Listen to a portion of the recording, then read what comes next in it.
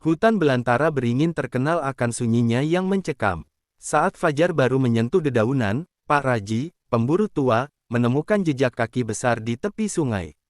Bukan jejak biasa, jejak harimau dewasa, tapi ukurannya 2 kali lebih besar dari normal. Anehnya, jejak itu berhenti begitu saja, seolah harimau itu menghilang ke udara. Malam itu, di Dusun Rimbasari, penduduk mendengar suara raungan menggetarkan yang membelah senyap. Seorang pemuda bernama Dika menghilang saat sedang mengambil air di hutan. Esoknya, yang ditemukan hanya senter patah dan bekas cakaran di batang pohon. Mata-mata tua di desa mulai berbisik, si belang kembali. Menurut cerita turun-temurun, seekor harimau raksasa bernama si belang pernah hidup damai di hutan ini, hingga manusia membunuh anaknya dan mengambil taring istrinya sebagai jimat.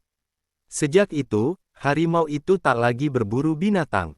Ia memburu manusia. Pemerintah mengirim 5 orang pencari untuk menyelidiki hilangnya Dika. Mereka masuk dengan senapan dan alat pelacak. Tapi dari 5, hanya 2 yang kembali, gila dan penuh cakaran.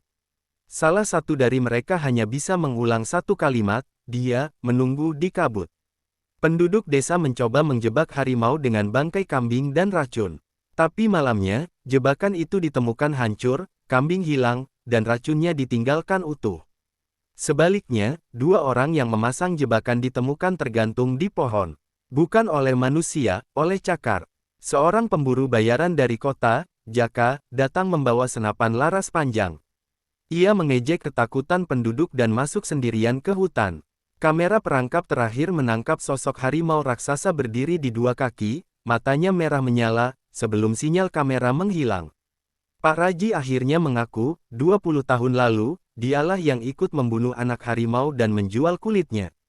Ia merasa bersalah dan memutuskan menebus dosanya dengan mengakhiri kutukan ini.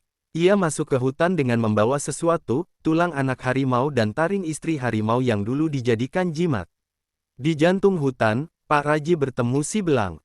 Mata harimau itu penuh luka dan dendam. Tapi ia tidak langsung menyerang. Ia mencium tulang itu, dan mengaum panjang ke langit. Raji menunduk pasrah. Saat harimau menerkam, ia tak melawan. Hujan turun deras. Esoknya, tubuh Pak Raji ditemukan di depan gerbang desa. Utuh. Tidak dimakan, tidak dicakar. Di sampingnya, taring harimau dikembalikan, dan jejak kaki besar yang mengarah kembali ke hutan. Sejak hari itu, tak ada lagi yang hilang. Penduduk percaya si belang tidak pergi, hanya kembali menjadi penjaga hutan.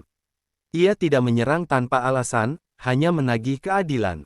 Siapapun yang masuk hutan dengan niat jahat, akan berhadapan dengan mata merah di balik kabut.